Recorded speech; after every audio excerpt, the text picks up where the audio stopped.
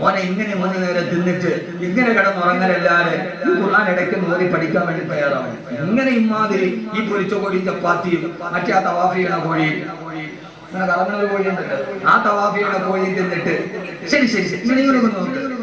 Vegetarian ആണോ നല്ല ഭക്ഷണം, നോൺ വെജിറ്റേറിയൻ ആണോ ഏറ്റവും നല്ല ഭക്ഷണം?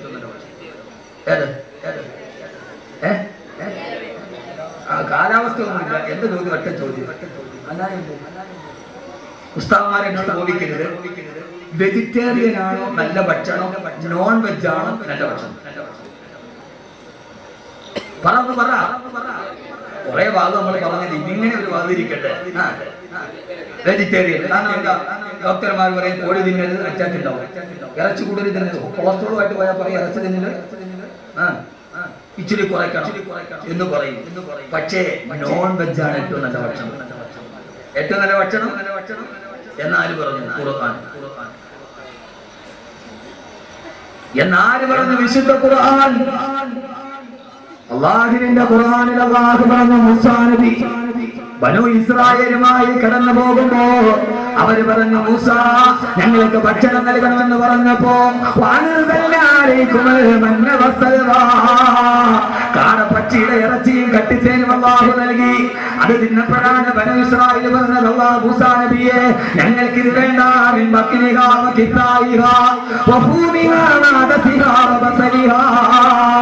ഞങ്ങൾക്കിനി പച്ചപ്പയറും ഉള്ളിയും ഗോതമ്പും വെജിറ്റേറിയൻ മതി, ഈ നോൺ വെജ് ഞങ്ങൾ മടുത്തെന്ന് പറഞ്ഞപ്പോ അല്ലാഹു പറഞ്ഞു, മൂസാ നബിയെ അവരോട് ചോദിച്ചു നോക്കുക,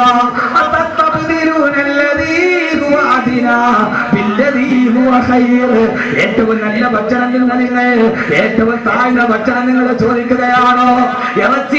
ഇറച്ചി നിന്നുകൊണ്ട് നടന്ന നിങ്ങൾ ഏറ്റവും താഴ്ന്ന വെജിറ്റേറിയന്റെ ഭക്ഷണം നിങ്ങൾ ചോദിക്കുകയാണോ എന്ന് അല്ലാഹുവിന്റെ വിശുദ്ധ ഖുർആൻ. ഇതെന്റെ കണ്ടുപിടുത്താണ്. ഇത് ബുഖാരിയിലുണ്ടോന്ന് ചോദിച്ചാൽ ഇല്ല, ബുഖാരിയിലും മുസ്ലിമിലും ഉണ്ടോന്ന് ചോദിച്ചാൽ ഇല്ല. കാരണം ഏറ്റവും നല്ല മാംസത്തിന്റെ ഇറച്ചി നിങ്ങൾക്ക് തന്നിട്ട് അതിന് ഏറ്റവും താഴ്ന്ന വെജിറ്റേറിയൻ ആണ് നിങ്ങൾ ചോദിക്കുക. അപ്പോ ഉസ്താദ് കോഴി തന്നാൽ അറ്റാക്ക് വരുന്നതോ? 40 ദിവസം കൊണ്ട് ഗർഭിണിയായി പ്രസവിക്കണം കോഴി തിന്നിട്ടാണ് നാടൻ കോഴി ഉപ്പാപ്പാക്ക് ഇന്നവരെ അറ്റാക്ക് വന്നിട്ടില്ല. അല്ലാഹു ദീർഘായുസ്സ് നൽകട്ടെ. ഇന്നവരെ കുഴപ്പമുണ്ട്. കലർപ്പില്ലാത്ത ഭക്ഷണം കഴിച്ചവരാണ് അവർ. മാത്രവുമല്ല അവര് കഴിച്ച ഭക്ഷണത്തിന് ശുക്രുള്ളവരാണ്. പണ്ട് കാലത്ത് വീട്ടിൽ തേങ്ങയിട്ടാൽ ആ വീടിന്റെ കോന്തലിൽ പടിഞ്ഞാറേ മൂലയിൽ ഒരൊണക്ക തേങ്ങ തൂങ്ങിക്കിടക്കും. 400 തേങ്ങയിട്ടാൽ 10 തേങ്ങ എടുത്തതിന്റെ തൊണ്ട് ഒരൽപ്പം വലിച്ച് വീടിന്റെ കോന്തലിൽ കെട്ടിത്തൂക്കിയിടും.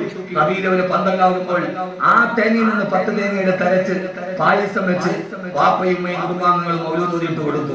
അതുകൊണ്ട് അന്നത്തെ തേങ്ങ മണ്ടരിയില്ലാത്ത തേങ്ങയായിരുന്നു.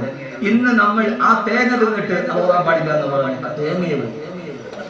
ആ തേങ്ങ തന്നെ പോയി. പണ്ടത്തെ അവർക്ക് ഒരു തേങ്ങ കിട്ടിയാൽ ഈ പഴയ സമൂഹത്തിന് റസൂലുള്ളാഹി ഉറപ്പുണ്ടായിരുന്നു. ഇന്നത് പോയി. അല്ലാഹു നമ്മളെ കാത്തുരക്ഷിക്കുമാറാകട്ടെ. ആദ്യമായി പെട്ടെന്ന് ഒരു കഥ പറയുന്നതിന് ആദ്യമായി അപ്പൊ വെജാണോ നോൺ വെജാണോ ഏറ്റവും നല്ലത്? ഇനി തിരിച്ചു പറയാനെന്ന് ചോദിച്ചാൽ പറയോ? ഇല്ല. ഒരു രാഷ്ട്രത്തെ ലോകത്തറിയുന്നത് ജനസംഖ്യ വെച്ച ഇന്ത്യ 3 കോടി, അമേരിക്ക 84 കോടി. ലോകത്താദ്യമായി ജനസംഖ്യ പറഞ്ഞത് ഖുർആനാണ്. ലോകത്താദ്യമായി ജനസംഖ്യ പറഞ്ഞത് ഖുർആനാണ്. ഈ 12 വയസ്സുകാരന്റെ മനസ്സിലിരുന്ന ഖുർആനാണ്. ഈ കയ്യിലിരിക്കുന്ന ആയത്താണ്.